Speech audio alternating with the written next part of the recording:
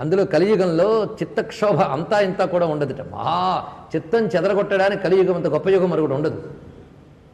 అందుకు దానికి చిన్న చిన్న ఉపాయాలతో బాగు చేయాలని చెప్పాడు. అందుకే కలియుగంలో పుట్టడం అంత అదృష్టం మరొకటి లేదుట. ఎందుకంటే ఇంత ప్రతికూలమైన యుగంలో చిన్నపాటి సాధనతో మోక్షం పొందుకోవచ్చు. అందుకే కదండి పరీక్షిత్ మహారాజు కలి గురించి విని విని బాధ కలిగి ఇంత దుష్ట కలికాలాన్ని ఎందుకు పెట్టాలి కృష్ణుడు అన్నట్టు. అసలు ఎందరో కలికాలంలో పుట్టాలని కోరుకుంటారు తెలుసా అన్నాడట. ఎందుకంటే కలికి ఎన్నున్న ఒక్క సుగుణం ఉంది. ఏమిటి అంటే కేవలం విష్ణు సంకీర్తనతో తరించిపోగలిగినటువంటి యుగం కలియుగం. అదొక్కటి.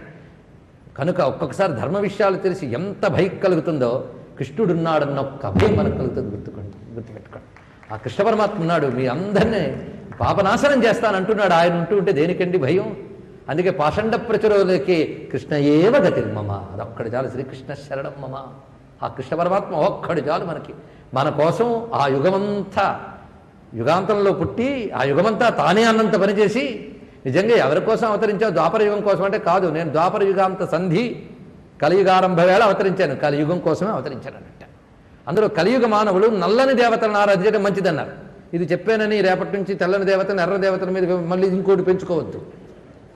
నల్లని దేవతలను ఆరాధించడం చాలా మంచిదిట. ఒక నల్లావిడ కాళి, ఒక నల్లాయన కాలుడు. కాలోస్మి లోకక్షయకృతి ప్రవృద్ధో, మహాకాలస్వరూపుడు. కృష్ణుడు అంటే ఆడుకుంటున్నట్టు అమాయకంగా కనబడ్డాడు కానీ మహాకాలంలో ప్రతిదీ సుఖము దుఃఖము అన్నీ ఉన్నా ఒక ఆటలాగా ఆడేశాడు మహానుభావుడు.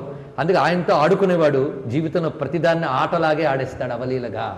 వాడికి ఎప్పుడు ఆటే. కానీ కృష్ణుడితో ఆడుకోవాలి, ఆటలాడే స్వామితో.